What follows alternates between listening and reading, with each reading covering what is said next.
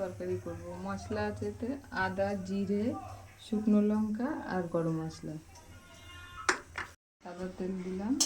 এবার আলু পটলটা একটু ভেজে নেব। একটু জিরে দিলাম,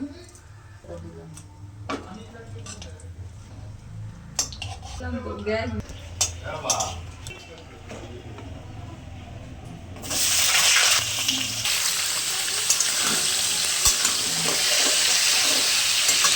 আলু পটলগুলো ভাজা হয়ে গেছে। এবার মশলাটা দিয়ে দেবো।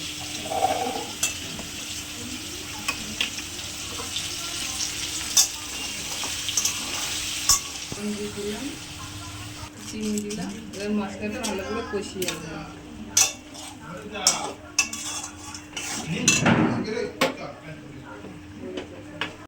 সয়াবিনটা দিয়ে দেবো।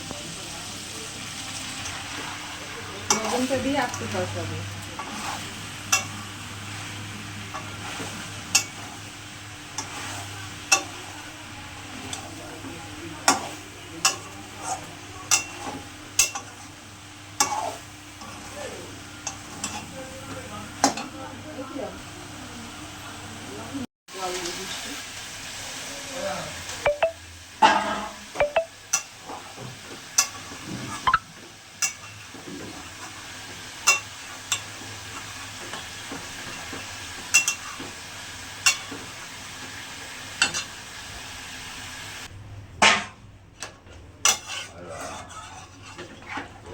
সয়াবিন, আলু, পটলের তরকারি নিরামিষ একদম।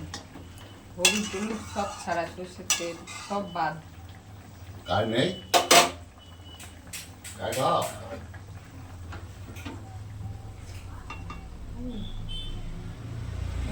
আলু পটল দিয়ে নিরামিষ সোয়াবিনের তরকারি হয়ে গেছে। ভিডিওটা ভালো লাগলে লাইক, কমেন্ট, সাবস্ক্রাইব, শেয়ার অবশ্যই করবেন এবং কমেন্টে জানাবেন যে ভিডিওটা কেমন লাগলো। ধন্যবাদ।